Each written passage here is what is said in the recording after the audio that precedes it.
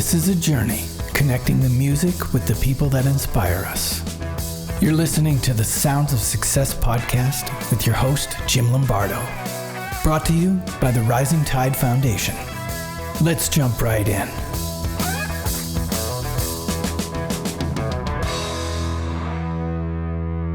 Alfonso, my man, how you doing? It's good to be back in the studio.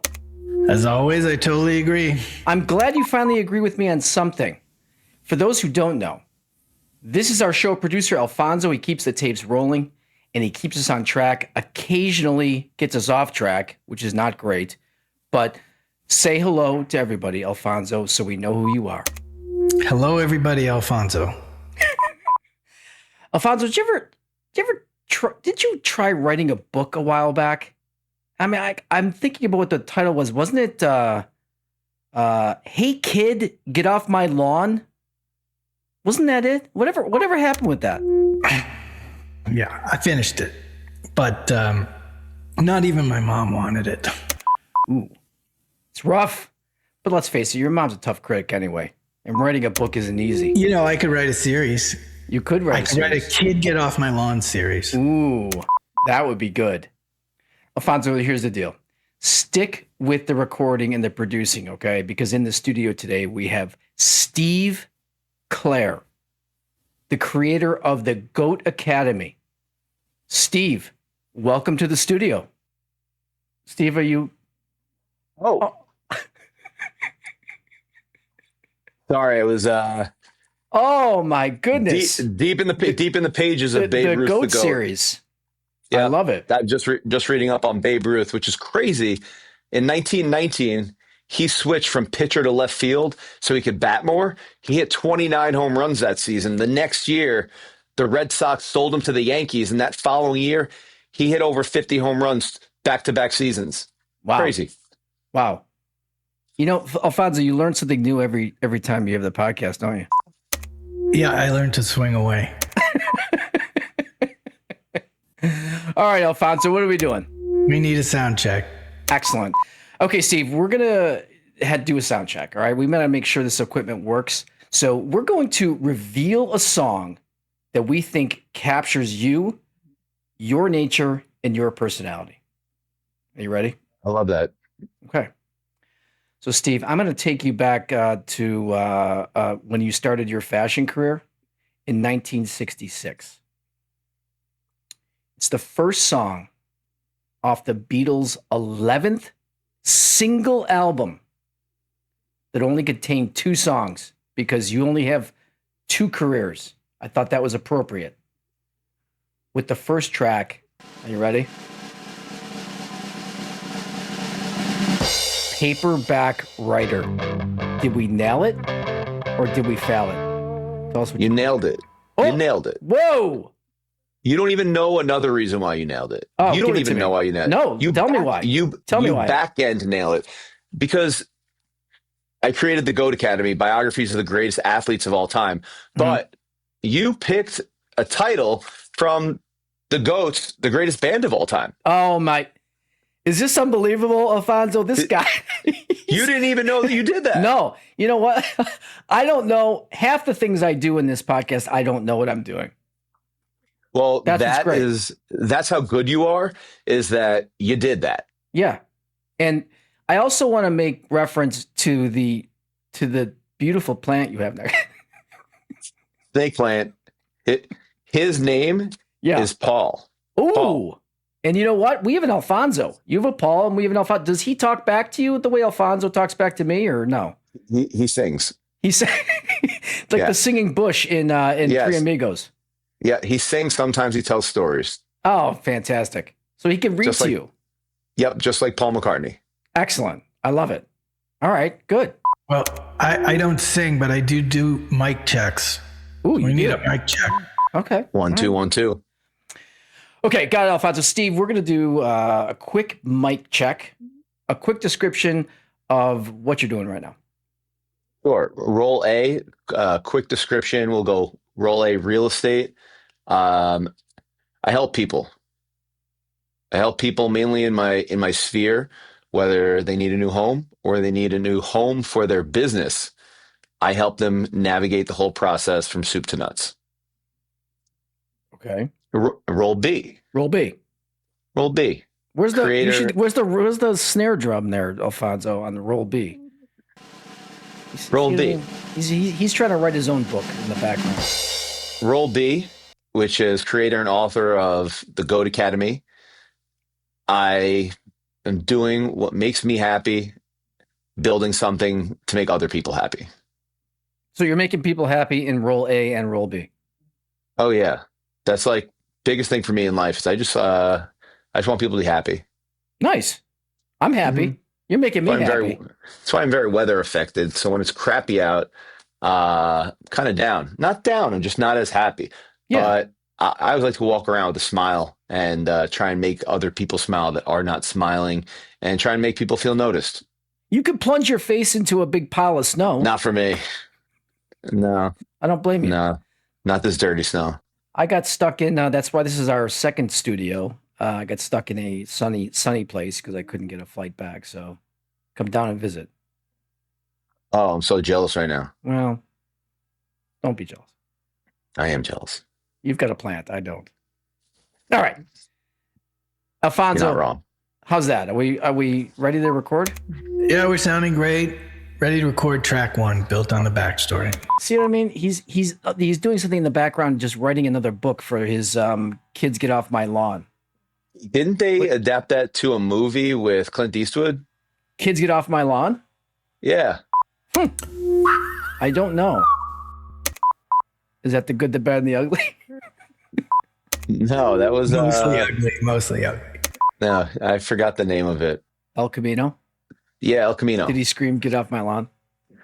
Among other obscenities. Okay, Steve. Your first track, built on the backstory. So let's start from the beginning. Where did you grow up? Grew up in Little Neck, Queens. Lived there till I was 15. Really enjoyed somewhat. What are you doing right now? Are you playing guitar? Are you playing guitar? Yeah, I'm playing the air guitar for track 1. Oh, I like it. Okay. So grew up in Little Neck, Queens. It was somewhat of the middle ground between suburbs and New York City. It felt somewhat of a suburban. It had somewhat of a suburban feel, but I was taking the city bus, walking to school, and I grew up a city life. Okay. And then, so that was when I was 15, I moved to Long Island. I moved to Roslyn. Now, we'll call it opposite sides of the tracks.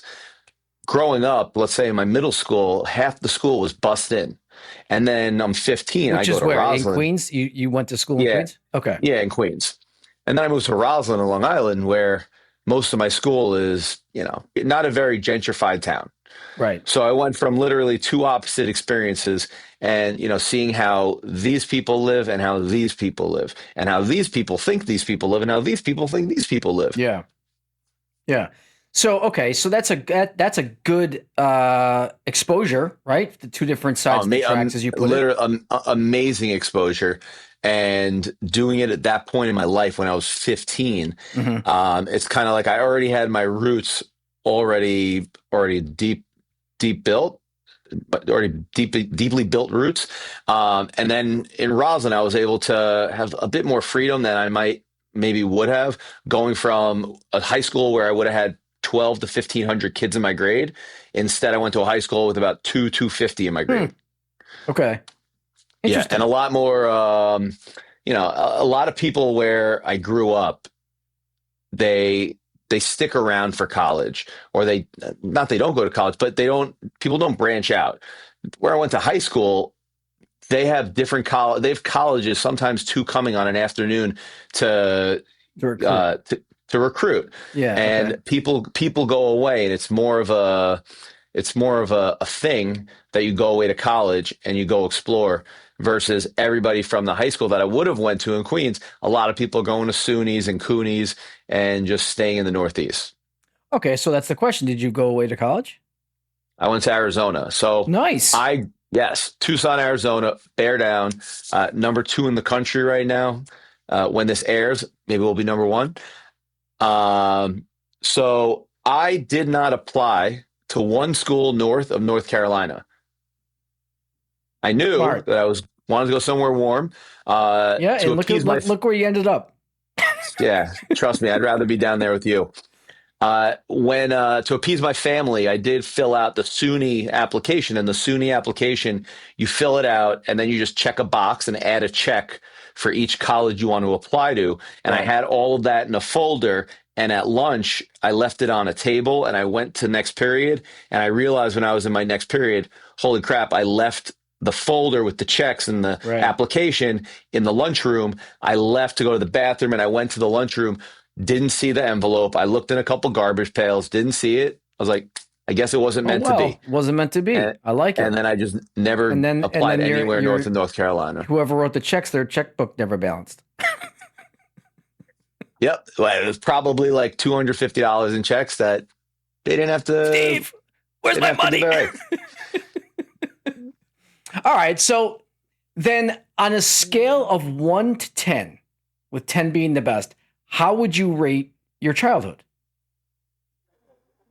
To answer that question, I'd have to look at like different parts of my childhood. Overall, I'd say my childhood was an 8. I grew up in a single mother home. Older brother who was an influence on me in a city where I had a lot of freedom. It was growing up when we grew up, it was, once the sun starts coming down, get home. There were no Right. cell phones. There Right. were, if I had to go to a payphone, pop in a quarter to call my mom, let her know where I was, there was a lot of freedom. Also, my mom being at work as much. I had a lot. I keep going back to the word freedom. I had a lot of freedom growing up. So Freedom in a good way or freedom in a could have gone the other direction way? no, so a lot of things in my life could have gone another direction. Right. My parents divorced when I was 1. Never knew my father. Grew up in a single mother household, and my mom worked a lot when we were growing up because she had her 9 to 5, and then for me to raise me and my brother, she also worked side hustles as well. When I was 16, my mom got cancer when I was 6 and fought it, beat it. 10 years later, when I was 16, it came back. And then my mom passed away when I was 17. So 2 weeks into my senior year of high school, my mom passed away. Wow. So looking at to piggyback on what you just said about, freedom could have gone the wrong way. A lot of things in my life could have gone the wrong way. Someone who grew up single mother and then loses their mother when they're 17, 2 weeks into senior high school, could have, their life could have gone the opposite direction of mine. Some might say, a large percentage of who that might have happened to would have gone the other way. Yeah. But I always look at things as things could always be worse. And as long as I am healthy, shit happens. And that's been like a big theme in life for me is things could always be worse. So be happy. As long as you are healthy, things could always be worse. So I guess it begs the question that what happens after 17? Are you out on your own and just got to survive, or do you have any? So my mom remarried when I was 15. Okay. We moved from Queens to Roslyn into his house. His name was Jules. Okay. Jules Katz. Coincidentally, my Jules wife Katz, now. what a great name. Great name. Strong name. And my wife, her name is Jules. Wow. Yeah, was I drawn to it? I don't know. Yeah, that's crazy. But my mom and Jules married when I was 15. We moved in with him in Roslyn. 2 years later, 2.5 years later, my mom passes away. And now it's me and Jules living in this house together. 17-year-old me, who was out every night, hanging out with friends, coming home at 1 a.m, sometimes maybe later, maybe not every night, but a lot of nights. Jules was 72.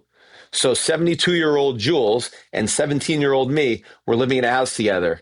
If it was nowadays, you would think that it would be a great reality show. And I'll tell you this, it would have made for a great reality show. Yeah. Because the two of us were one and the same, but completely opposite. What's the name of the reality show? It would be Jules something. Experience? No, it would be something like piggybacked on The Odd Couple, but Right. for uh, Right. That's actually hysterical. yeah, It's the odd couple, but you've got 60 years of difference between ages. literally. Oh my God, It's that is hysterical. That would be a hysterical. I remember one night we're eating dinner in the sunroom, and he looks out at the pool in the backyard, and he goes, "You want to have a party tonight? Like a Friday night? You want?"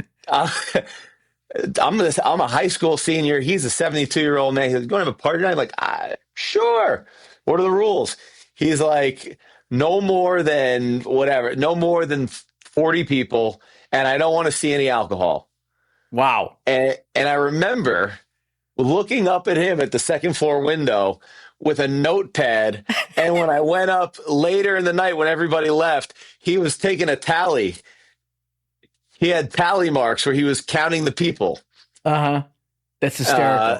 yeah, and I was just adamant So about. he's Felix. Felix Yeah, I mean, Unger. I never watched The Odd Couple, but I Oh, get the refer. jeez. I get the reference. Okay. He was the neat one.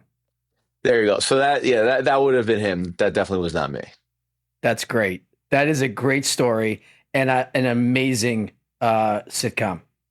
I love it. So that's what it was like when my mom passed, and I got through high school living with Jules, and then when I went to college, when I went to Arizona, I left his house, and from that point on, I was kind of not on my own. I had family there to support me. Whenever I would come back for the next few years, I would live in my aunt's basement.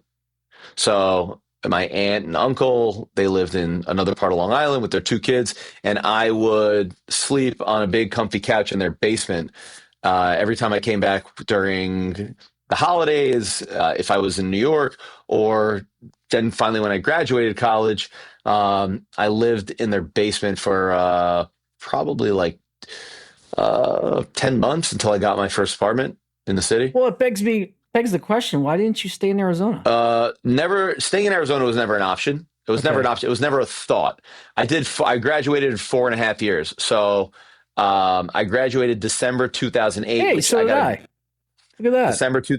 Well, I actually graduated summer 2025, and that's a whole other story that I'm happy to tell. So first, I'll tell this story where Alfonso, how much time do we have? I'll try and TikTok. So I graduated 2008, but summer 2008, I started dating a girl, and she was in New York City. So we we fell in love that summer. We were in together. Arizona. You met her in Arizona? No, in Manhattan. Okay. Yeah. So she was from Florida, was up in New York for the summer. We met, fell in love, and she was living in Manhattan. So when I graduated or thought I graduated December 2008, I moved back and I was living in her apartment where I would have like a suitcase at her apartment, and I would be at my aunt and uncle's, and I would like go back there for a night, do laundry, then go back to the city, live with her. And that was back and forth. So 14 months later is when I got my first apartment. And I'll quick tell the story about how I actually graduated. You got a minute? You sitting down? I am. All right. So he looks a lot like Josh too. Last February, I am online. I'm on Google. I'm searching for Google images for the Goat Academy for Inside the Book. I'm searching for images of the University of Arizona campus because I wanted to have a few Easter eggs in all my books. Yeah. And part of it is having the Arizona campus, which is the Goat Academy. So anytime you see the Goat Academy, that's pictured after U of A campus. And it brings me to the U of A website, and I realize, man, I never got my diploma. So I email the administration's office, and I say, hey, I graduated December 2008, and I never got my diploma. How can I go about ordering one of those? And they get back to me a few minutes later saying, just looked it up. It looks like you never graduated. Yikes. I've had that nightmare. So what are you feeling right there at that moment? Because you think you're good. I mean, you're like a college grad, right? Right, but I'm not surprised. I'm not surprised. So I'm like... Don't tell me you're like 20 credits short. So we hop on. So I'm like, all right, let's hop on a Zoom. We hop on a Zoom the next day, and they pull up my transcript, and it's like, all right, looks like you have 122 credits. All right, well, how many to graduate? 120. So what are we talking about? Well, it looks like you got a D in Spanish 202, and you needed a C, and you never did your 1 credit senior capstone course. So what do I do? They're like, well, you need to reapply, get in, God. then we could fully open your transcript, and we could write an email to the business department and see if your resume checks out. My resume for the last 17 years checks out. Right. Then we could forego your senior capstone course, and we could write an email to the Spanish department, see if they'll take your D instead of a C. So I go online, I pay the $65, I reapply to college. The day later, I get approval. I get the approval. And then I get a call from my administration counselor, and he's like, oh, congratulations, you got in. I'm like, shut up. Shut up. Let's go over your transcript. So he pulls up the transcripts. All right, it looks like you have 119 credits. I'm like, what happened to 120? You lost a couple. What happened to 122? You said 122. They're like, no, if you saw that one, it said unofficial on the top corner. Oh, nice. It looks like that was your unofficial transcript. You had to do your internship at the Gap. They said that it said I took enough credits, but I failed a course. So 3 of those credits I didn't get. So now I'm 1 credit shy. This is February 2025. Yeah. And I thought I graduated December 2008. A year ago. I was 1 credit shy.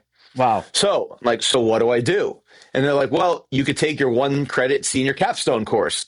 Now, what is senior capstone, you ask? I thought you said your resume got you the capstone. I needed to take the course. Oh, okay. Because I hadn't completed the course. Okay. So they needed me to now take a 1 credit course. So senior capstone is reflecting on your time in college and planning for your future. Nice. So I signed up for the online senior capstone course for my interdisciplinary studies major, and then had a 10-module online course that spanned the next 7 weeks. And I remember signing up for the course, and I email my professor, who I'm older than. I'm like, let's hop on a Zoom. So we get on a Zoom, and I tell her my story, and she's just like, well, most of this stuff is not going to pertain to you. We're talking about like resume writing, cover letters, grad school. Sure. And she's like, well, for a lot of these assignments, either do it in a way that it pertains to your life now, or just make a video for the class educating on them on something that'll help them out. So I did the course, finished it. I thought I was helpful to the other 54 other students. And then I finished the course in May. Fast forward to late June, early July. You're still short. I haven't gotten my diploma yet. And I email them, hey, I haven't got my diploma yet. And they're like, you never signed up for graduation. Oh, my God. Sign up for graduation. I'm not going to walk. Why would I sign up for graduation? Uh-huh. And they said, well, you still have to sign up. So I paid the $100 fee for the graduation. I paid another $40 fee for the diploma.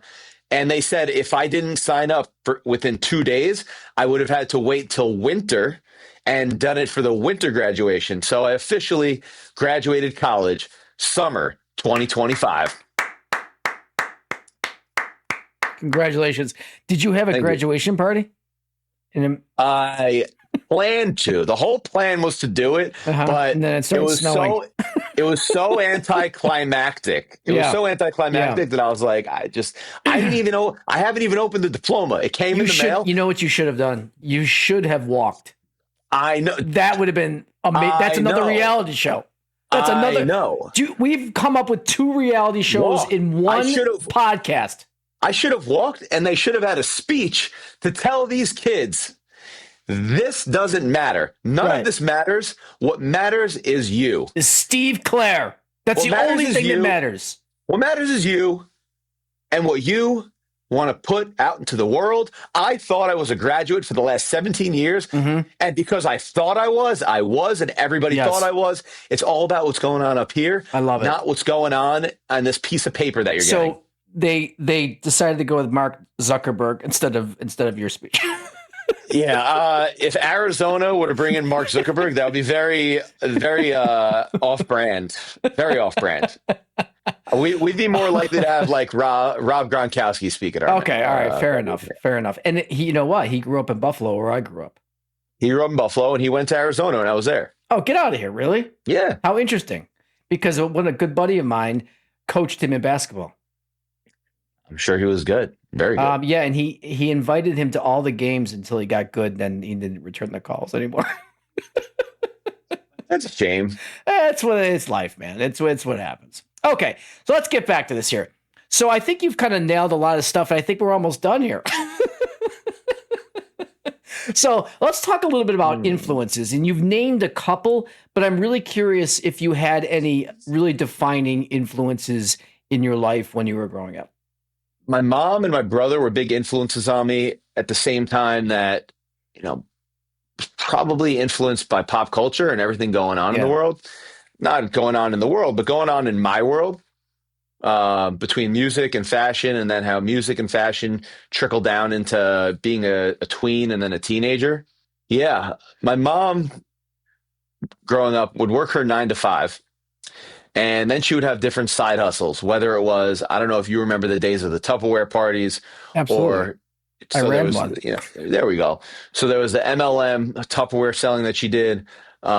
She would work for the baseball league or the soccer league that I would be in. She would help with getting sponsorships and stuff for that. That's cool. She sold tie-dye shirts. Well, so do you get some of the work ethic from your mom? 1,000%. I remember when I was probably like 12 years old in camp, I had brought a George Foreman grill to camp, and I would steal cheese and bread from the kitchen, and I had a trunk full of Diet Cokes. And at night, when we were all back at our cabins, between all the bunks in my division, I would sell grilled cheese and a Diet Coke for $10 Nice. at night. So like that was as a kid. And I mean, years before that, I was bringing bags of candy to after school daycare and selling candy for 50 cents or $1. Like after school. How old are you when you're doing this? At that point, I was probably like 10, 9, nice, 10 years old, bringing a clear grocery bag full of candy to after school daycare and just selling $1.50 of candies to kids. I love it. So like that influence, did that come from my mom? Probably, maybe. I don't know. This is 30 years ago, 25 years ago. So I can't pinpoint it. I wasn't journaling back then, but I wish I was. But I'd say that she was definitely a huge influence. Just seeing her tenacity, seeing the grit that she put in to get things for my brother and I, making sure that we always had fresh kicks, making sure that we both were probably 2-sport athletes every season, whether it was winter playing, hockey and basketball, fall doing soccer and probably soccer and baseball in the spring, hockey still in the spring, football in the fall. We were always playing sports, always decked out, and she made sure we didn't not have something. Right. So okay, so now you alluded to it, but as a teenager, what are you thinking about? What are you curious about? What's driving you? I always like to be around people. Whether it was in school, after school, at night, I'd go and hang out with friends. I always wanted to be around people.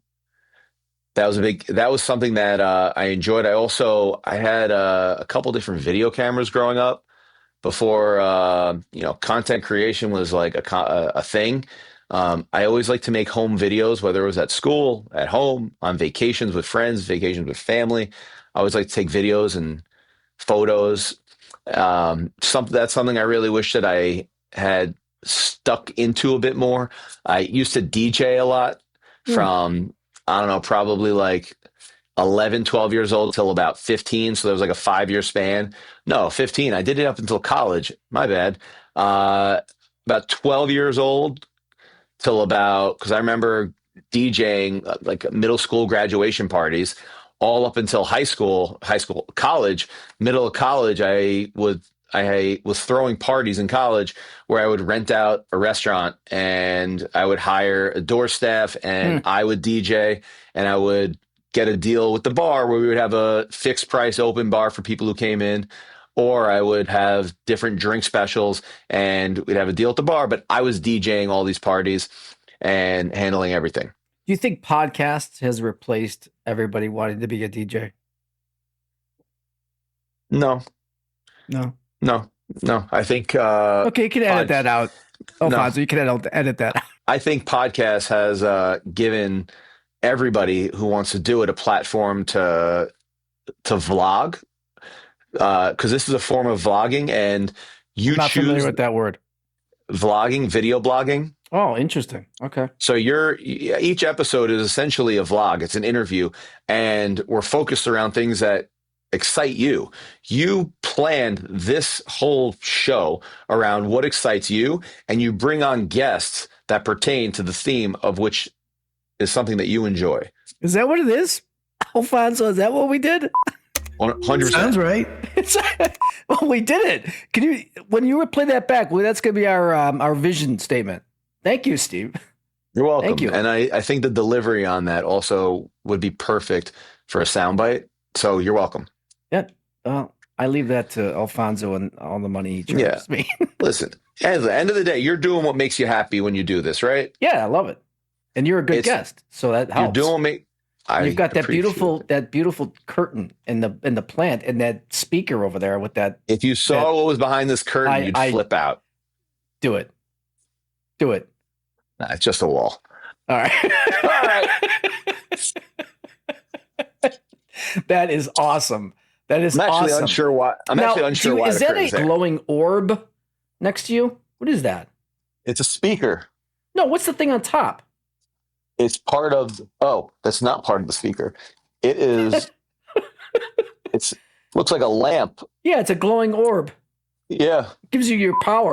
Don't turn it's it off. It's a reminder to eat donuts. Yeah. It Don't turn it off, me of a Steve. donut. You might power down if you turn it off. I'm telling you, I'm hitting the button and nothing's happening. That's okay. It looks good.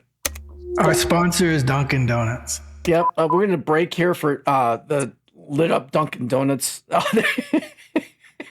It won't.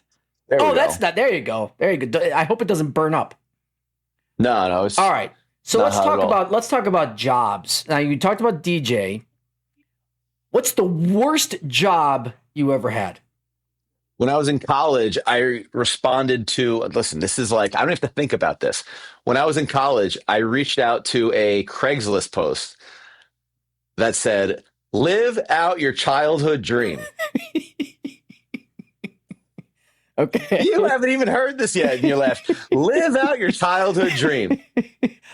I think I applied for that too. Be who you wanted to be growing up and who you looked up to. So I apply, and I go to this guy's apartment. This is in Tucson, Arizona. I hope he didn't have a bag of candy.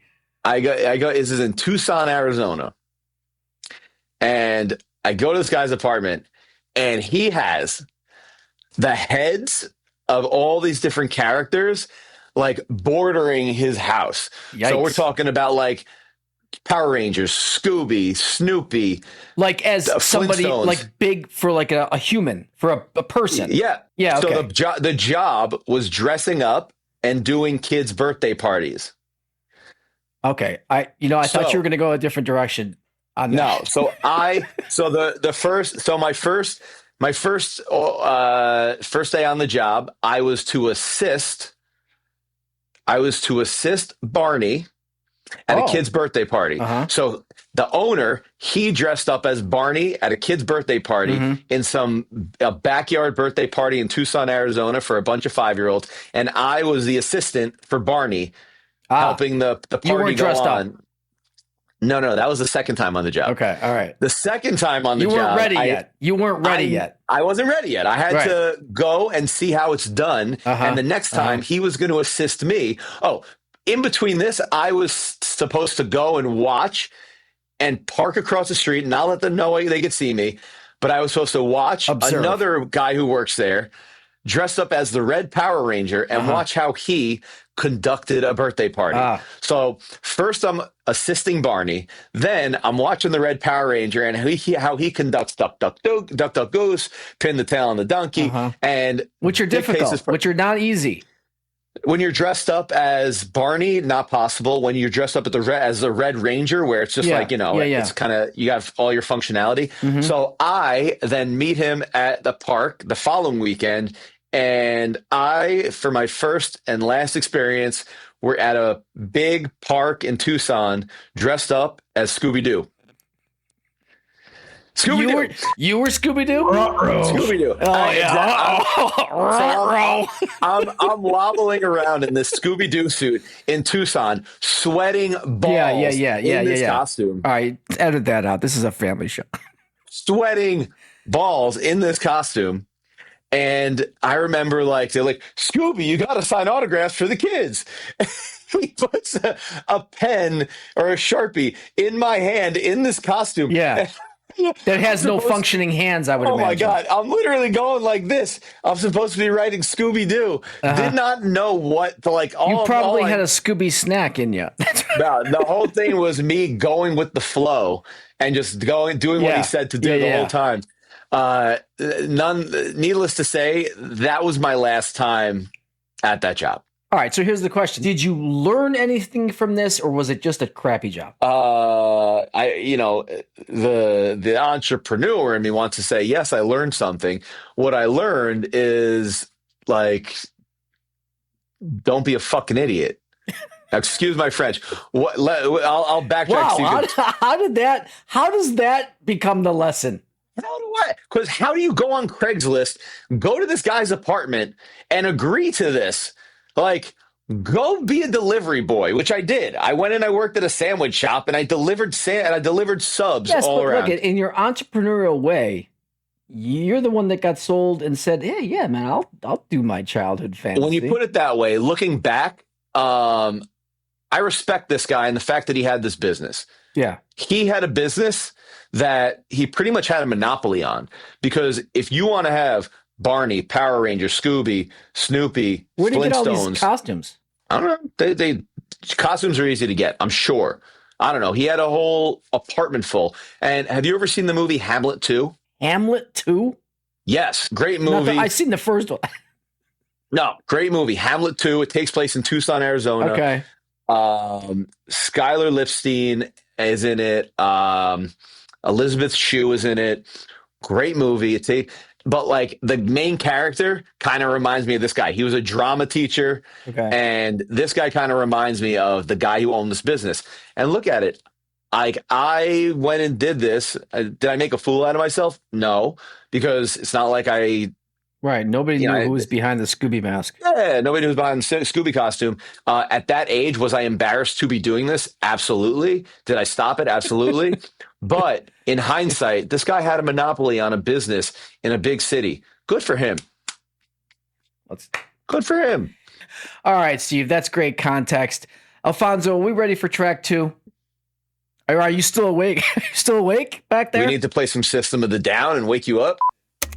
No, I'm awake. He's always the System of the Down.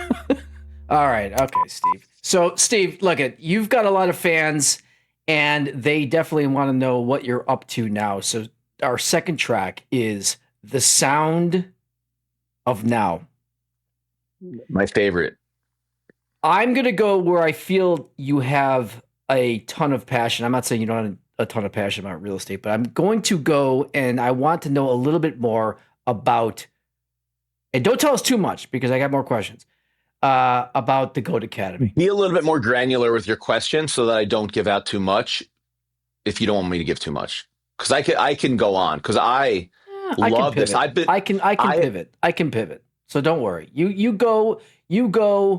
I just let the dogs out. So go All right, ahead. let's go. So tell me more about the Goat Academy. sure. So the Goat Academy was an idea that came to me probably about 7 or 8 years ago. The original idea was to have children's books about the greatest sporting events ever. So did you watch the Canada USA men's hockey amazing. game? Amazing. Of course. So that game in children's book form, where Connor McDavid is a goat in a world of humans, and maybe even Jack Hughes is a goat in a world of humans. And it's a story of that game He wouldn't in have any children's teeth at book the form, end of it, which is fantastic. which is amazing. You can't make America. that up. No, it's Amazing. one of the most glorious They stories. haven't won a gold since 1980 in the Miracle on Ice. 46 years. Crazy, right? Yeah, that goalie needs a statue. Yeah. Well, he was MVP, wasn't he? Yes. So that was the original idea.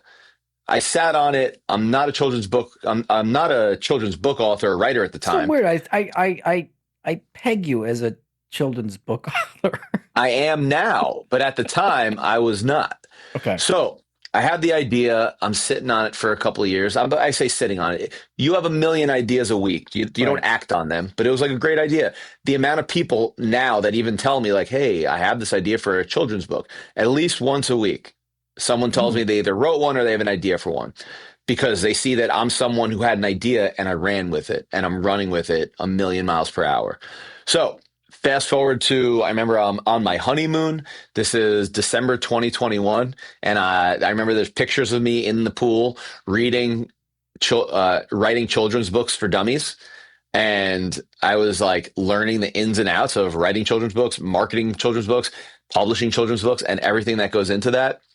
Fast forward to August 2022, and I have my first kid, and I buy all these biography books for kids. Now they're not for infants; they're for older kids, or older, like that 6 to 10 range. Mm-hmm. But I like biography books, so I bought these biographies so I can read him these books versus stupid ABC books, and they all stunk. They were terrible, like. They felt like money grabs. That's a literary term, Alfonso. They stunk. They felt like money grabs. The illustrations weren't good. There wasn't really a good flow. And a light bulb went off where I was like, what if I took this GOAT idea and instead of the greatest sporting events ever, I did biographies of the greatest athletes of all time. And they were goats in a world of humans.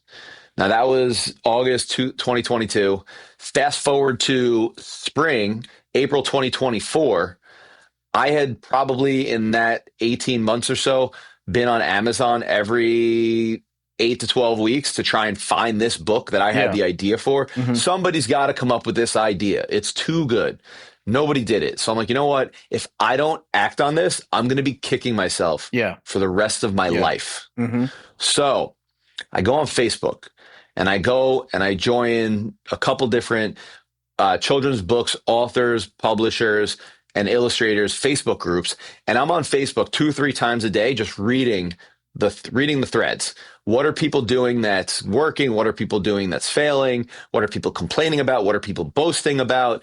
And I'm just like seeing what's going on in the back end. And at the same time, I'm writing the Michael Jordan, the GOAT book. And I'm coming up with how to do it. And I also have, fortunately, a cousin of mine who's 30 years older than me, who's been writing children's books since the 80s. She's been a very big influence in this part of my life. Her name's Mara Berkman, fantastic author. She's got a lot of great books out there. Mara has been a good coach and mentor while I'm going through the whole writing process. She helped me with formatting off the rip and how my flow should be throughout each book. And from taking that, then writing the Jordan book, which went through probably like 20 to 40 different iterations. Right. Until we finally mastered it. And while I'm writing that book, I am now interviewing illustrators. I interviewed about a dozen. You had it written, though. You're looking for illustrators, but you had it written. The Jordan book I had written, but like anything, it kept changing. Yes. Okay. It Mhm. kept changing. Well, how long did that take you from start to finish of writing the Jordan book? About 5 months. It's pretty good. Once I realized after interviewing about a dozen illustrators that I didn't need an illustrator, I needed an art director. It's similar if you're doing work in your house, you aren't going to hire a plumber to do everything. You're going to hire a GC who's going to hire a plumber, Yeah. who's going to hire a carpenter, who's going to hire an electrician. Same thing with building a children's book. You're going to hire an art director who's going to handle formatting, illustrations, proofreading, and a lot of different things that go into getting the book ready to go other than writing the book. So I hire an illustration team, an art director, which they're fantastic.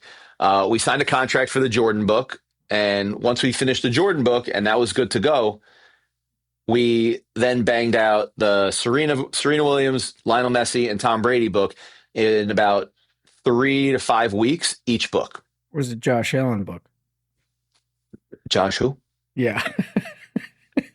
I have more rings on my hands right now than Josh does. God, here we go. Here we go with this guy. Bro, he is one of the I greatest grew up in quarterbacks Buffalo, ever. that's why. I know. He's one of the greatest quarterbacks ever, but Got to close the deal. more likely to have a Gronk book before a Josh Allen book. Ooh, that is. So we go, and we now have the 4 books pretty much ready to go. And I will tell you, reading the books and doing all the copy and illustrations on the computer is much different than if you print it out and you look down at it. So while doing the Jordan book, I was making so many edits until I finally printed it out and I could see what it would look like in front of me. Mhm. And once I finally, and this is advice that I give anybody who's in the middle of their book, print it out, grab a pen. Don't grab a pencil, grab a pen. So everything you write is instinctive and you can't, because you want to make instinctive edits. Going with your gut is of utmost importance. A lot of people will make changes because they want to appease certain people, whether it's with copy or illustrations. But if you're writing with a pen, you can't erase it. So if you're making notes with a pen, you're making instinctive notes versus writing with a pencil where you might make a note and say, oh, this might not make that person happy or that person might yada, yada, yada. Go with your gut because end of the day, the product that you put out there has to be what's most important to you. And that's the whole thing with my books. I write them the way that I want to read them to my son.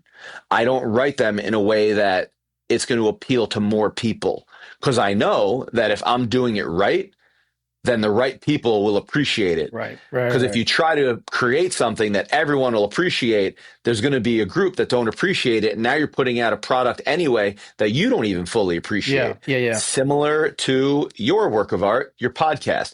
You do it the way you want to do it. And you know that anyone listening will appreciate it because you're putting in 100% of what you feel in your gut and what you love. Steve, this guy, unbelievable. Okay. I'm here to inspire. Did the cost of writing the book exceed what you thought it would be? It exceeded it by quite a lot, but seeing what the market was for certain services, I was then able to gauge how much I feel comfortable paying. Right. But end of the day, I could have paid half the amount that I did pay, but then you get the work of that value. So it's a matter of finding the best value at the best quality at the best price. What was your decision making? How'd you decide? Because you looked at a bunch of them, right? It wasn't just one. Yeah. What was the tipping point? The tipping point was being able to get a very good price So like I was getting quotes everywhere from, let's say, $1,500 to $1,500 a book up to $8,000 a book. Mine were in the middle part or less than the middle part of that. I won't give the numbers, but mine was less than halfway up to that 8K. and the quality of work of which I was getting and the service of which I was getting from that was light years better than what Yeah. I Yeah. expected. So it's the service, and the service goes into hiring an art direction team versus hiring an illustrator. Did you end up only paying in the contract being with the art director? I pay the one person. We have our contract and what goes in with the contract, how many revisions I get. But with me, and I explain this to them many times, it's like, I want us to be a team. If you put in the contract, I get 3 revisions, but on this book, I only use 1, and another one, I need 5. I want us to be a team. And I don't want you to try and charge me $200, $300 for these revisions. I want us to be a team, and I don't want us to. And it took a while to get through the contract because I didn't want to nitpick on little things. I wanted to just get the ball rolling, and I wanted us to work on this. And once we get through these books, I'm like, once you get through these 4, I got How many 3 pages more was on the deck. contract? Like 3 pages. Yeah. So my contract with Alfonso was 190 pages. I hope you had AI look through that. Oh yeah, there's a lot of clauses where I can fire him. I still haven't signed it. All right. So now, I'm curious about this because you've got the real estate business too.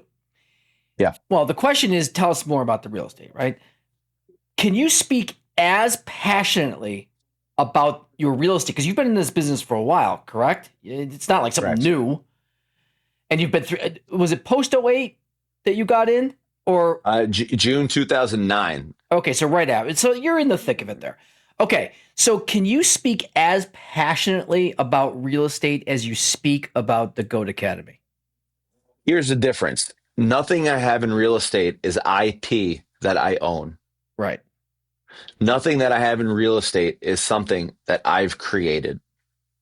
Nothing I've done in real estate is something that nobody else can touch. Correct. Right. I own the trademark. I own the trademark for the GOAT Academy in children's books. So nobody can create biographies where the main character is a goat, where some might say it's a revolutionary idea and might want to go copy it, but they'll get a cease and desist. What are you going to do about the movie that's coming out? So the movie came out about a week or 2 ago, and if anything, it's only shed a light on the concept of the term GOAT and made it even more mainstream than it already was. Yeah, which is great for shining a light on the product. And was there any way that you could have partnered up with those guys or anything? No. It's a little bit different. The story's definitely a little bit different. Yeah, it's different because mine's biographies and mine are nonfiction books. Right. So that movie, if it was a book, it would be a fictional tale of a goat, whereas my books are nonfiction, or children's nonfiction books. They're biographies. Right. What size sneaker does the goat wear? It all depends. That goat? Okay. Talk to me about the real estate business. Sure. I do love real estate. I am one of the few real estate. Let's go back. How do you do it? What's the tipping point there? You say, I'm going to be a real estate broker. The tipping point was I graduated thought I graduated December 2009. I'm sorry, December 2008, when the economy crashed. Yeah. And Perfect. I was fun employed for like 4 or 5 months. Places weren't hiring. I was not fun employed. I was fun employed, just graduated college, living in my girlfriend's converted tiny 7x11 bedroom in Stuytown, and applying to jobs that I didn't want on a daily basis to appease my family. Meanwhile, I was What are those jobs? I couldn't tell you, but really? Okay. I couldn't tell you, but I was doing a little party promoting, which I had done for the last, 5 years, between New York and then all my parties in Tucson. Then I come back to New York and I'm hosting some parties in New York where I'm making a few $100s here, a few $100s there. from partying and not really getting a real job yet. And then May comes around and I reached out to Gonzalo, who's my brother's best friend, who had been in real estate at this point for a few years. And he's like, come work with me. I'll train you and get your license and be a real estate agent. So, like, all right. So I joined Gonzalo and I worked with him for the next few years. And that summer, 2009, I would get up at 9 a.m. And from like 9 a.m. to 7, 8 p.m., I would walk around New York City with a notepad and a pen. And he would send me a list of buildings to go to. And I would go to the building. I'd get the keys for the doorman for vacant apartments. And I'd list, it's a gut renovation. This is a 2-bed, half bath, and I would put all the details for these apartments. And then I would take photos on my digital camera with 2.8 megapixel pocket camera to then plug into my computer. And then Gonzalo would post listings on Craigslist. And then eventually, within a month or two, I was then posting 15, 20 ads a day on Craigslist to get rental clients. And I would have them meet me at a corner or meet me at a coffee shop. Right. And I was trying to hustle rentals in New York City when I first started. And so that's how it all started. And then I just never left. I never gave up. And probably every few years I've said, I'm done, because it's very much a roller coaster. Yeah. For the first 4 or 5 years, first 4 years, I didn't make much money. Then I got my first my first rental portfolio where I was managing 50 plus units for one owner who's now a very close friend of mine. And that was kind of like a base salary in a business where you do not have a base salary. Right. And I was just going through the motions where, being in my 20s, living in the East Village, I wasn't very motivated by doing the work. Yeah. Which looking back was not good. It wasn't good. I'd get a paycheck for, let's call it $4,000, and I'd ease up on the gas over a paycheck of $4,000. Yeah, I was living in a 4-bedroom apartment in the East Village with friends, and I didn't have anyone really pushing me to get shit done. My rent was pretty cheap. And as long as rent was paid, beer money was paid, and I could eat, all was fine. And you started all over again. Exactly. But as I get older, my Rolodex snowballs, and now referrals start coming in, and this person's friend, this person's cousin who I worked with, and my income starts growing. And then I start working. Said 6 years, maybe 5, 6 years. At the 4-year mark is when it really started. Where I saw a jump, and then probably again at like the 6-7 year mark is when I saw a jump. Interesting. And then I started working with a couple colleagues of mine who were a few years older than me, helping them with their listings. They would help me get my own sales listings, and we kind of ping ponged off of each other.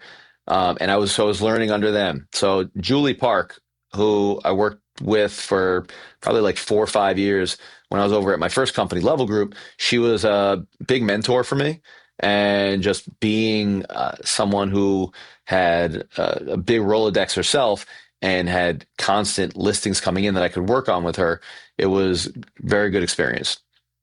Nice. And also being at Level Group, which is a company where there really was no back-end system. You handled everything on your own.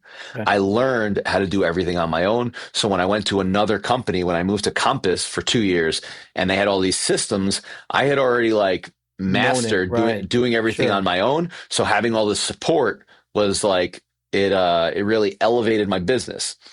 So that happened. And at that point, now I'm growing my image, and I go from Steve Clair in 2017 to the Millennial Broker. And I brand myself in 2017 as the Millennial Broker. And that became my persona. And I enjoyed it. And it was where real estate didn't become my job, but it was more of my lifestyle. Right. And now you have social media that comes into play. So with social media, a lot of what I post has to do with like showing my lifestyle. So people want to work with someone who they trust, someone who they can relate to. And that's when the social media aspect comes in, and I want to portray who I am to people, not necessarily posting stuff about real estate, but posting stuff that people want to see, that people want to work with somebody that they want to be around. Right. And it all grew from there. Yeah, that's nice. Okay. So then I guess the question is there anything that, let's take GOAT real estate, you pick it, anything you wish someone had told you when you were standing out? And before I get that, I am constantly hearing these threads of entrepreneurial spirit and a work ethic that is weaved in your DNA. And that sounds like everything you described about your mother. Yep. But the one key thing that has been much more effective in the last few years versus when I was in my teens and early 20s was not having the best financial guidance. Mm. So when I was 26 is when I really started putting money away. But 26 putting money. You know what's crazy? I know a guy. I know.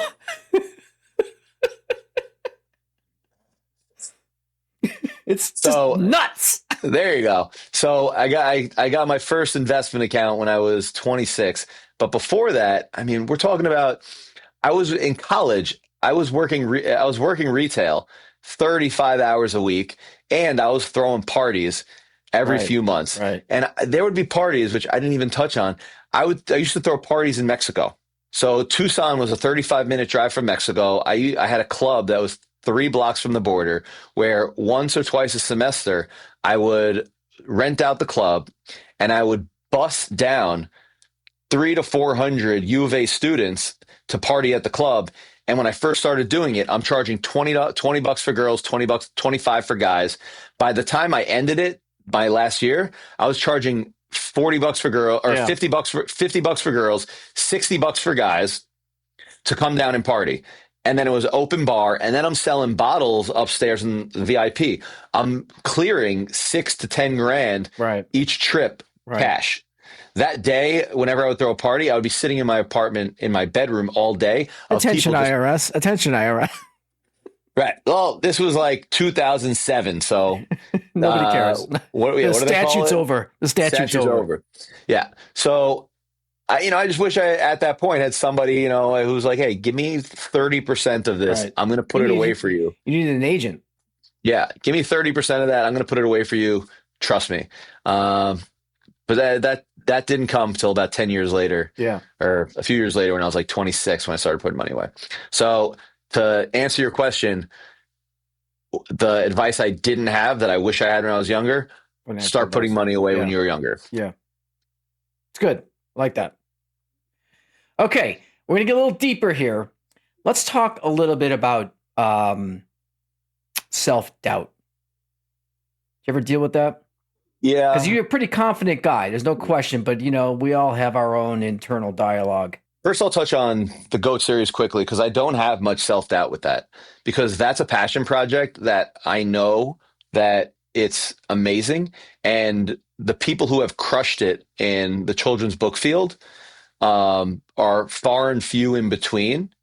And the amount of people who try to do it, I see them on the threads and I see what they're doing wrong. And I am part of the 1%. I'm part of the 0.1% when it comes to being a creator in the children's book space.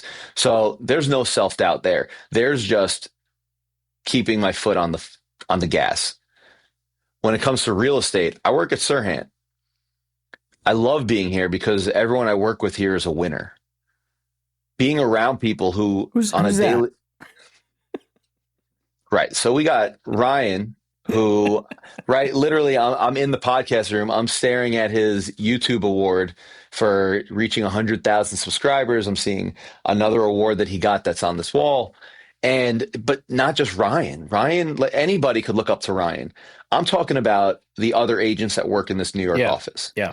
Agents who are colleagues and friends of mine who are bringing in, What was it? What was the transition? Where did you go from to Sirhan, and why did you do that? Did he So seek you out, or did you seek him out?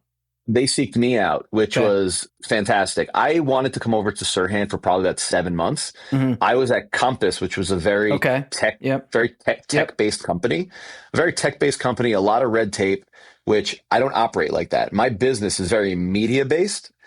Like everything I do is around media, and I don't like red tape. I like to shoot first, ask questions later. Did the red Um, tape come out when they went public, or was it no, prior to that? always Okay. prior to that. Before they went, when I was there, which was before they went public, there was 25 to 30,000 agents at the company Mm-hmm. already. While Sirhan at that time had like 100, Mm-hmm. 200. Right. So Sirhan had contacted me that, we want to bring you in. So when I met with Sirhan, How do they find you? Are they just seeing you out there putting content out, or what did they ever tell you, why you, what did you do that kind of stuck out? well, just being in the New York is not that big of a city. Yeah, sure. So when you're a quality agent and you're doing deals and you're putting yourself out there, mind you, this Yeah. was 2022. Yeah. 23. This was 2023. So 2023, like I was putting out a lot of content as well. Mm-hmm. Not just, just also putting out who I am and the deals that I'm doing, the people that I'm working with, while also everything that I do is public record. So they're seeking independent agents That are doing deals. who crush. Yeah. And that's the thing. They don't just hire anybody here at Sirhan, which is something I love about it here. You can't just come off the street and say, I want to work here. There's a process. People get denied all the time. And when they brought me in, are you hiring? I'm trying to get out of this podcast. No, never. So when they brought me in and I sat down with them, I was happy that we were finally, mating. And I actually told them, I was like, this is great, but I need 3 weeks because I had scheduled Robert Refkin, the CEO of Compass, to come on my podcast. And I knew, of course, if I leave, he's not coming on my podcast. Right. And the opportunity to get a publicly traded company's CEO on your podcast is far and few in between. So the day I had that scheduled was 3 weeks out from that meeting on a Friday afternoon at 12 o'clock. And I set up a meeting for 12:45 with my sales manager, one floor up in the office, to go tell him that I'm leaving. He's leaving. You should have done it on the podcast. Now that would have got. I was going to. That would have. Bro, so that was the plan. So the day before this podcast, I am sitting down with Ryan Coyne, who's a CTO, and he's going through all the onboarding. And he gets to the pages of all the contacts of everyone I'm going to need to know. And I see PR at Sirhan, and I say, hey, is that person in the office right now that I could speak to? No, just email them. They'll get back to you. Well, I have a pressing issue. And he's like, a pressing issue? You haven't even officially joined yet. What do you mean you have a pressing issue? So I tell him, I'm like, well, I'm interviewing Robert Refkin on my podcast tomorrow, and I plan on telling him on the show that I'm leaving. And he's like, what? And he calls in the sales manager, who I've known for 10 years. And he's like, tell him what you told me. So I tell him, and he's laughing. He's like, I'm not surprised. You don't change, because that was the same person I was 10 years prior. Right. And they're like, all right, email. He CCs me on an email with PR right away. Fast forward to 6 p.m. that night, I get a call from Kristen in PR. She's like, Steve, I'm highly advising you to not do this. It's very bad press. I promise you, we'll get you an article that Steve Clair, the millennial broker, came from Compass over to Sirhan. Just do not do that on the show. I was like, listen, all due respect, this is something that my podcast is my platform. This is all I own. This is my platform. I don't own a real estate company, but I Right. own my podcast. Sure. But I'll think about it. But I'm telling you, I'm leaning towards doing it because I don't want like page 40.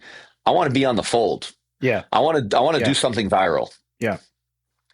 So I get off that conversation. I put the phone down, and this is late February 2023, and I go and I put my 6-month-old son to bed, and I come out, and the phone rings, and I answer it on speaker. And I go, hello, Steve, it's Ryan. And my wife whips her head back. Is that Ryan Serhant? Is that Ryan Serhant? Yeah. Yeah. I'm like, shut up. Hey, what's up, Ryan? He's like, Steve, listen, you can't do this. You can't tell him that you're leaving on the show. In this climate, it's just bad press. If it was 5 years ago, dude, go for it. You know how my personality is. But right now, just don't do it. And so I'm telling him like how I feel. Like, listen, this is my platform. This is a moment that I could own. And he pretty much talked me out of doing it. And he's like, listen, when you interview him, and then your next interview will be with me, and then you could do his episode 1 week, and then the next week you drop our episode, and then me and you will do more content together. First off, even if he didn't say that, he could have just called me and said, Steve, don't do this. You're literally starting at my company. Yeah. In 2 days. This isn't how I want you to start off on this foot. Sure. So I hang up the phone, and I had already planned in my head how I was going to, direct this conversation into this mic drop. I do a ChatGPT intro, and we get to it. And Robert is giving me it's like he's Woody from Toy Story, and literally everything coming out of his mouth was like a trained. So I'm like, no, Robert, I don't want to hear about the market. I'm here because your agents are leaving. What do you have to say about that? They're leaving in droves. Mm. Your retention is. He loved that. He loved that, right? He like froze. Uh-huh. He froze. Looks at the videographer with like a what the fuck's going on? Yeah. And did he walk out? That would have been even better. It was he handled it well, but my podcasts are like 45 minutes to an hour and a half. Meanwhile, at like the 13-minute mark, you have a knock on the window. I got the almost time. Yeah. It was a 15-minute interview. I haven't done that once to you. Yeah. I'm waiting for the wrap it up light. Well, I do have a few more questions. We don't do that here. No, we just keep going. We'll go till 5 o'clock if we have to. Amen. So the interview's over. I go upstairs. You egg his house. 20 minutes later, I go and I leave the company. I go to meet my sales manager, and I tell him I'm leaving. And that was the end of the road for me and Compass. I came to Serhant. 3 weeks later, they What's start. That, like late 03? No, that's March 2023. And early 23. About 3 weeks after I joined, I interviewed Ryan, and then they started filming the first season of Owning Manhattan. Mm. And now, we've dropped season 3 of Owning Manhattan, and going to drop season 2 of Owning Manhattan in December. Going to start filming season 3 probably sometime later this year. Cool. Yeah. Now I got to see how I get a cameo on that. I love it. Yeah. You want another question? I love when you give me questions. Resilience or adaptability? Resilience. Being an entrepreneur, knuckle through it.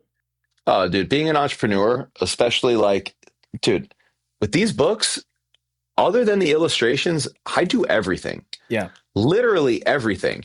What comes with doing everything is failing and trying and failing, and then having to try again because maybe you didn't do it right the first time. And then sounds like a little adaptability in there too.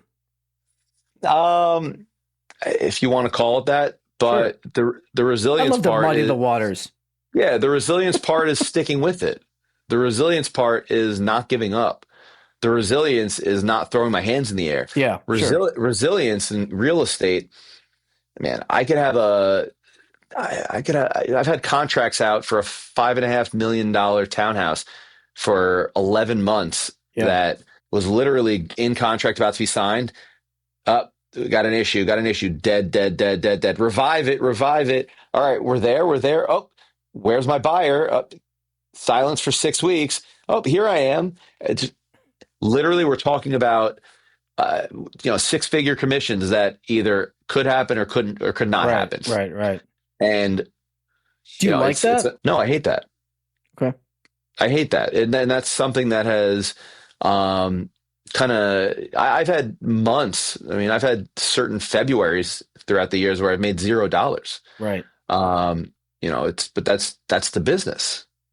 It's a roller coaster. And I've wanted to get out, but then, as I'm thinking about getting out, a big deal comes on my plate, and then another one, and then another one, and like it pulls me right back in. Yeah, you're the Godfather. Sirhan, the Godfather. Yeah. So let's just say this. If the Goat Academy blows up and you could replicate the income that you could potentially make as real estate, are you out of real estate? No. But probably makes it more fun. Here's the thing. You get to pick and choose then. I'm at the point right now where I pick and choose who I work with. Yeah. I pick and choose who I work with. Would you work with Alfonso? I look forward to, not will I look forward to working with Alfonso. He's looking for something for 12 grand. Well, 12 grand a year, right? Yeah. Oh my God. Okay. No, but seriously, would I? No. And here's why. Because a big portion of my real estate business, if not all of my real estate business, comes within my circle. I don't do that much hunting. I don't like to hunt. I like to be I'm more of a people person, and I like to feed my network, and I like to get fed from my network.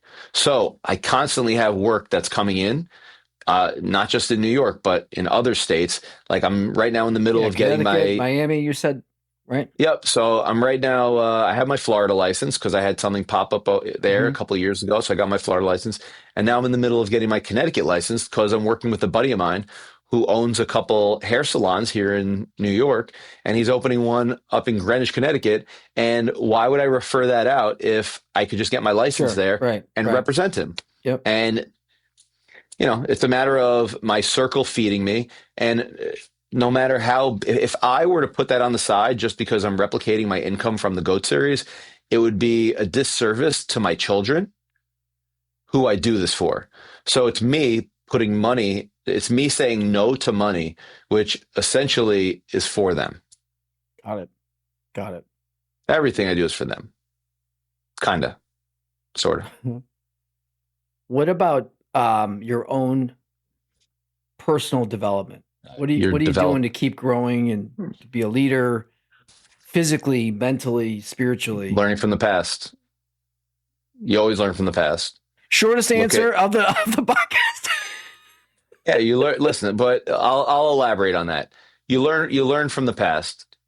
You look at what you were doing 3 years ago, 5 years ago, 10 years ago, and why were you not achieving what you were achieving? Not necessarily in business, but with health, with education. And I don't mean like certifications. I mean self-education. What were you not reading that you should have been reading years ago that would have bettered your life? You're just looking back and saying, okay, I didn't do that. I'm going to do that now. Yeah, absolutely. You're getting oxygen from the snake plant, which is I have a lot of plants in my home, which I get a lot of oxygen from. Good. And I read a lot. I read a lot, and I read a lot of the same books over again. Never Split the Difference is a book that I've probably read front to back 6, 7, 8 times, and I'll go back and I'll refresh on some chapters that might pertain to something going on in my life at that moment. Self-education is of utmost importance, and making sure that you're doing things that move the needle forward. I recently asked ChatGPT, what are 2 things in my life that I could do on a daily basis that will help me achieve happiness and success? And it was like, one big thing that you should be doing is before 10 a.m., do one big thing from your to-do list that moves the needle forward. And that has stuck with me.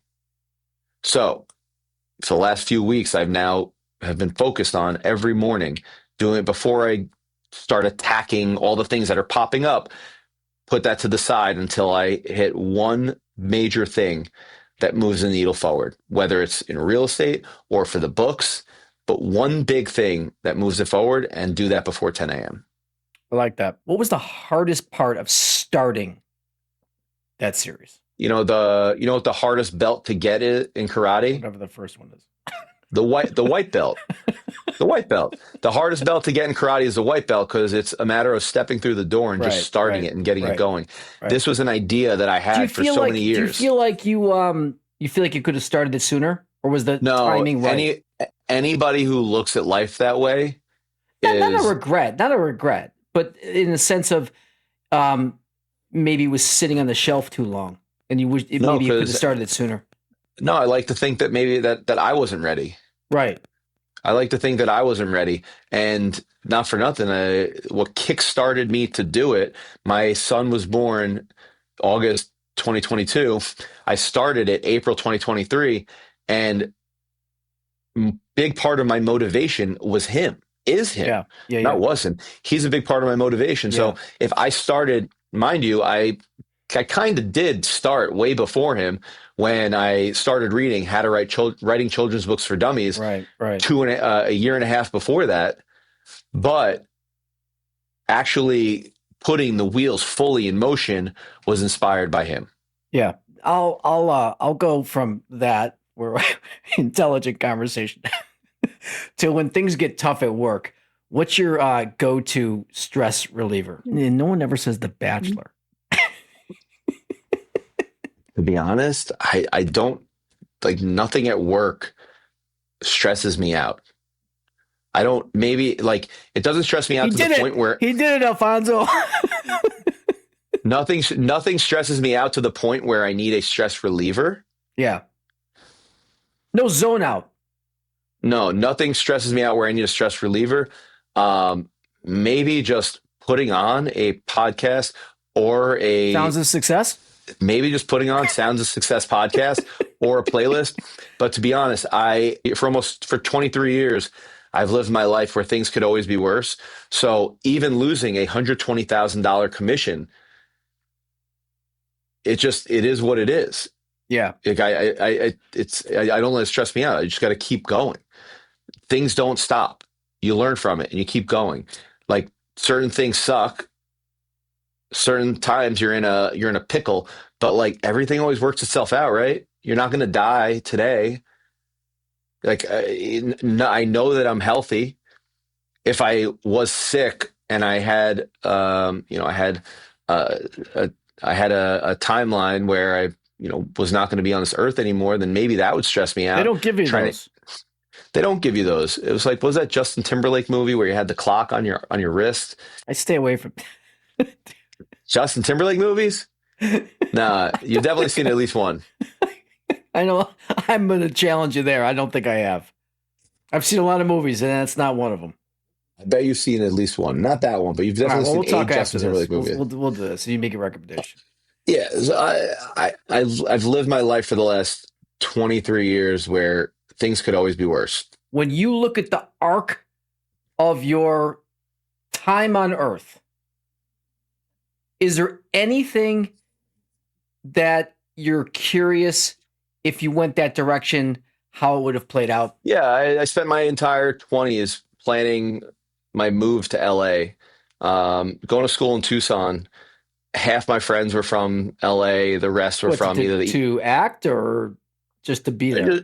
Just to be there, to work. I would have maybe gotten into real estate out there, or who knows? Uh-huh. I don't know. Maybe I would have gotten into entertainment, like on the agency side, or gotten into real estate. And I don't know if it was scared, or if I'm at the point where, just starting in real estate at 22, I think, or 21, 22.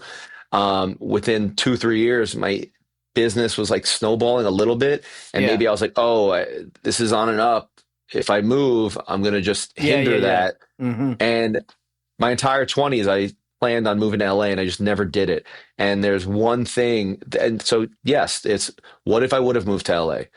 I could have moved there for 6 months, not liked it, and moved back. I could have moved there and still been there. Here we are, still been there 15 years later. Yeah, sure. Who knows? But I never Yeah. gave it a shot. And looking back, I wish I had. Yeah. Yeah. So where do you see yourself in 5 years? Let's talk it, Goat Academy, real estate. Where do you think that the trajectory of these two things go? On the real estate side, I see it being very consistent to what I have now. In a world where I'm managing two businesses at once, one where I wear every single hat, my real estate will just keep being consistent with my price points that I'm working with only getting bigger and bigger. Right. So let's say I work with X amount of clients per year, same thing with the same amount of clients, X amount of clients, but that Y variable up to 2 to 4 million. And working with my friends and clients who have now or making more money, or maybe they're selling this investment property to buy this investment property, and just growing themselves, which in return, my business will grow there. On the GOAT series, man, things are just going at the speed that I could feed it. I send samples to a very big retailer. So let's say there's a 5% chance that this very big retailer bites and wants it. That's great. If there's a 5% chance, that 5% chance would change a lot for the business. Yeah, sure. And, talking about the GOAT Academy and, what brought me to searching out Tucson, here's the GOAT Academy and, the plans for a animated series called the GOAT Academy. And when I get that in motion and what that could look like when I have that in motion, that could be something that could either be a huge flop, which it won't, or it could be the success that we know it's going to be. But end of the day, I'm creating this ecosystem. I've created this ecosystem that's only going to keep growing.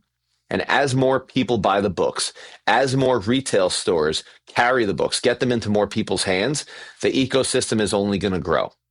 So it's a matter of just feeding it and making sure that I have my foot on the gas. And, if there's certain things that come into the sphere of the GOAT Academy that make it go faster, amazing. But I know that it's not going to ever stop. Right. You kind of alluded to this, but is there any big thing that you're thinking about? No, the GOAT Academy, the animated series. I invite you back in 3 years. You think you could have that happen? I'm not even going to say hopefully. I'm going to say 100%. That's great. 100% to some capacity. Can you put that on the calendar, Alfonso? Yeah, send me anything. Are you still writing back there? You're like the dentist putting out an appointment. Yeah. That's exactly right. I love that. Do you know the name of this podcast? The Sounds of Success. So I guess the question is, Steve, how do you define success?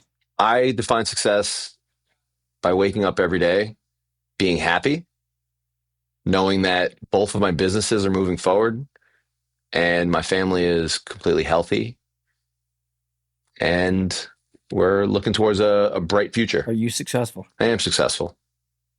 And if you looked in my home on a daily and a nightly basis, you'd see what success looks like. Maybe I'd move in. Maybe. Trust me, if you were around my kids for as many hours as I get to be with them, you wouldn't want to leave. Yeah, it's great. It's great. All right, Steve. Hang on. Alfonso, did you say what are you saying? Yeah, it's a great album. Let's get some liner notes though. Oh boy, have a cup of coffee, Alfonso. Jeez. It's a good plan though, Steve. Alfonso's right. We need really good liner notes for a stellar album that you are printing. Oh. So this is where your fans, mostly in Belgium, get to know you really well. You ready?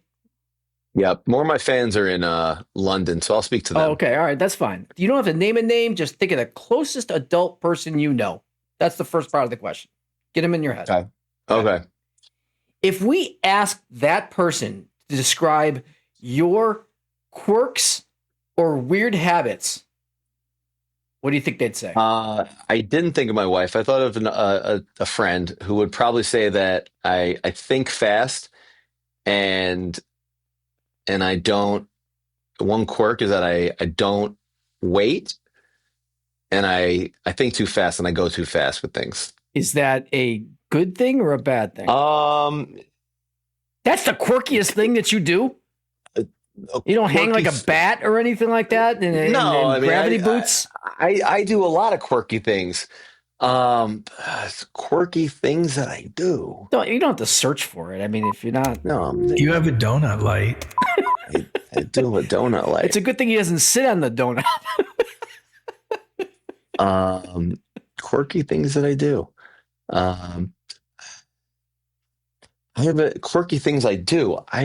I'm a real estate broker who wrote a children's book series. That's quirky things I do. I'm a real estate broker of 17 years who wrote a children's book series, put out 7 titles, plus a bath book, plus stuffed animals, plus coloring books. That's quirky. Alfonso, is that quirky or does that just sound like motivation? I don't know. But it doesn't make quirky. It doesn't make sense. Wait a second. You're a real estate broker at Sirhan who sold a $10 million carriage house to a buyer who came in through TikTok. You have your license in Florida where you sell $5 million townhouses on the water, but you want to leave it, or well, not leave it, but put it on the side to write children's books. Ba-doom-ps. That's quirky. I love it. All right. If you could instantaneously master any skill, what would it be? Instinctively, play the piano. Like really well. Because I feel like if I could learn the piano, then that would trickle into the guitar.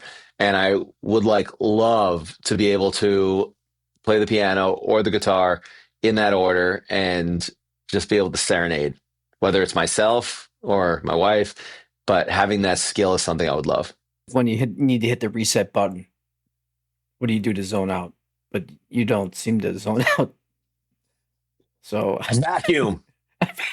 I'll grab the Dyson. Now that's quirky. Now that's quirky. I grab the Dyson and I vacuum my terrace. Okay, dead or alive, who do you have lunch with? Robin Williams. My mother. No, you can only pick one.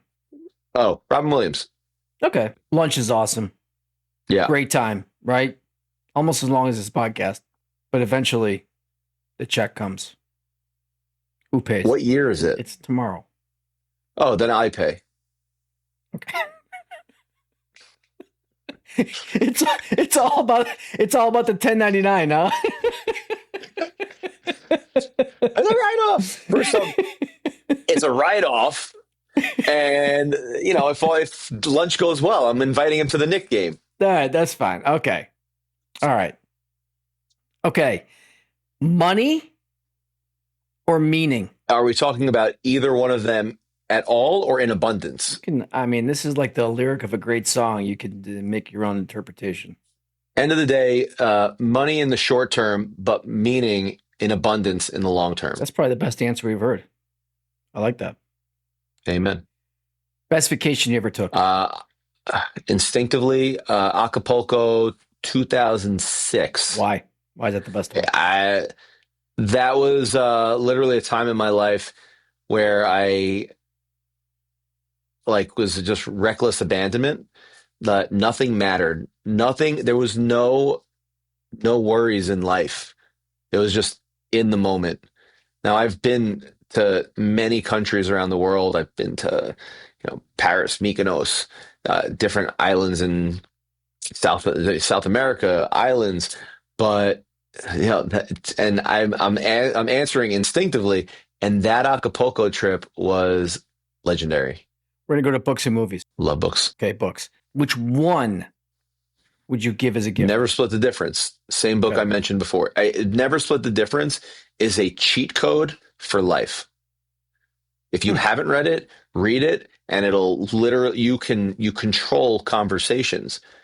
It opens up your mind to go it opens up your mind to control any situation and get any problem solved and make anybody understand what you want to achieve. Very good.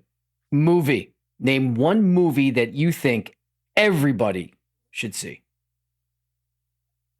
We've stumped Steve Clair. I know. The movie. You're going to say Hamlet too? No, the movie. No, you better not. No, I was gonna say The Lion King, but Wow. like Jeez. no, it's just because the amount of times I've seen The Lion King in the last 2 years is more than anybody can possibly imagine. But no, a movie that everybody should see. Just any Leonardo DiCaprio movie. No, you can't. You got to name a name. What do you think this is? Inception. We'll just take that. Okay. You want to know something funny? Out of all Leo movies, that's like the one I haven't seen. Oh, really? Well, you can save yourself some time on that one. How about this? Everybody should see Casino because that's like, okay. Yeah, that's everybody. Leonardo DiCaprio wasn't in that though. No, he wasn't in that. But or here, better yet, everybody should see basketball. What? Here, ask me again. Basketball Diaries. Basketball Diaries. Yeah, everybody should see Basketball Diaries. Okay, that's your final answer. Yeah, so we got a young Leo and young Marky Mark. Love it. One did better than the other. No, they both did pretty good. Yeah, I'd actually be intrigued to know who has a higher net worth. That's DiCaprio. Maybe not. I don't know. That's a good one. DiCaprio did more movies, but Mark Wahlberg was producer of Entourage and was on and had like his hands in other things other than films. Alfonso, you still awake back there? What do you got? Anything to say to me? Yeah, we need a bonus track.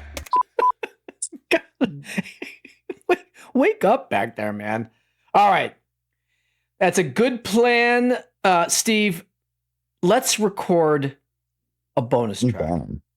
I'm so down for a bonus track. Let's do it. So we started today's episode with a track that we felt captured you, your nature, and your personality, but now it's your turn.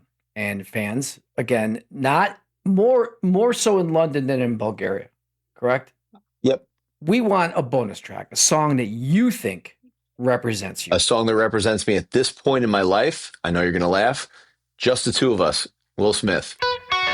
Ooh, the Will Smith version. Interesting. Yes. Okay, so why does this represent you? It goes back to my son. Literally everything I do is for him. And listen, my daughter just turned 1, and I should be talking about my so you kids. Got 2. Boy, we talk more about the. Oh, look at you, boy I know. And a girl. Boy and a girl. My daughter just Fantastic. turned 1, but my 3.5-year-old son is like he's my rock. Like everything I do is for him. He was the inspiration for me to really get the GOAT Academy up and going, and has been there every step of the way. He still loves he still loves sitting on my lap and pulling the books up on my computer when the physical copies are right here to read. Cool. But that song just like, that's just us. And like, I love everything. Like I will 4 days a week, at least. I don't book anything past 5:30 because I want to go be with him at least 6 to 7:30, 6 to 8 o'clock. Yeah, there's no doubt that's the, keep doing that, man. Cause, it goes by just incredibly fast. So watching him grow has been, it's epic. And the thing is, you'll look back and they'll be 18 and you're like, holy shit. Crazy. Yeah, it will happen. It's unbelievable. So that's a great song. But I have a couple of fun facts about that song. Me? Well, no, you're interesting enough. This is about the song. So, I mean, as you know, it was released by Will Smith, but it was on his debut album, Big Willie Style, in 1998. That was his debut album, solo debut album. Obviously, this is a spin on the Bill Withers 1981 song of the same name. However, the Will Smith version clearly focuses on the father-son relationship and his son Trey.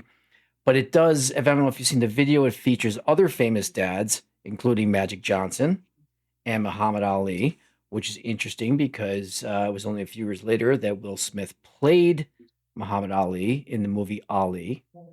And here's a little bit deeper. I'm not too sure if you know this one, which is absolutely hysterical. That song, the Will Smith version, was parodied by Dr. Evil in the Austin Power movies, Spy Shack. I'm a very big parody fan. Okay, well then you know that one. I did know that one. All right, that's all the facts I could actually find on that song. And I tried to go deep with Bill Withers, but there wasn't much there either. Some Grammy stuff, but whatever. So, Steve, this is a perfect closing note for today's session. A big thanks for recording with us today. It's really fantastic. I appreciate you being on. This was a lot of fun. This was a lot of fun. And when the GOAT Academy officially is out into the world, the animated series, you're gonna be the first person that I email. Well, I was kind of hoping I was gonna be on. You want to do a voice? No, I just want to be on it. Wait, here we go. So let me. If you were the voice of one of the goats, whose voice would you be? What, of one of the goats? Yeah. One of the goat athlete. If you need a list, I can give you a list. Go ahead, give me a list, and I'll tell you which one. I'd be like a professional bowler. Who would that be? I don't even know. Or professional darts. Yeah, professional darts or hatchet throwing. Or you could be the goat, whoever the goat shot putter is. Yeah. I don't. That. Yeah. Could you do the voice of Babe Ruth? Yeah, get me on base. There you go. What about Michael Phelps? Oh, I'm gonna dive. All right, ready? Serena. How far are these? How far off are these now? These are pretty spot on. No, Phelps was pretty far off. I think he actually has a deeper voice when it comes to it. Oh yeah. I gotta swim. There we go. That's much better. I gotta swim. It's more of an Elvis. It's got an Elvis kind of. So, is Elvis a goat? Elvis a goat? Probably up until the point where he was drinking and taking drugs. I mean, Part of the story. I guess that you should branch out into the music. That'd be even cooler. Yeah, I know. Is there any genre you can't hit on that? There's no genre that I can't hit. There's music, entertainment, there's Hollywood, there's science, there's entrepreneurship, there's creators, there's fashion. There's literally this is now an ecosystem. The GOAT Academy is an ecosystem that can ever grow. And you know what's great? Because we did this podcast, when you do the animated series, you now have someone who can voice all these characters. You're like, what's his name? The guy who created The Simpsons, who just does all the voices. Right. Oh my God.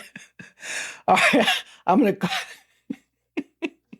gonna close this out, okay? If I can keep it, I gotta keep it straight face here. All right. If there's one thing that we all seem to share, regardless of background or profession, it's our shared love of music and making connections with great people like we did with the GOAT man. You are the greatest of all time, Steve Clair. Thank you so much. Until next time, I'm Jim Lombardo, where the sounds of success are unscripted, unfiltered, and unforgettable.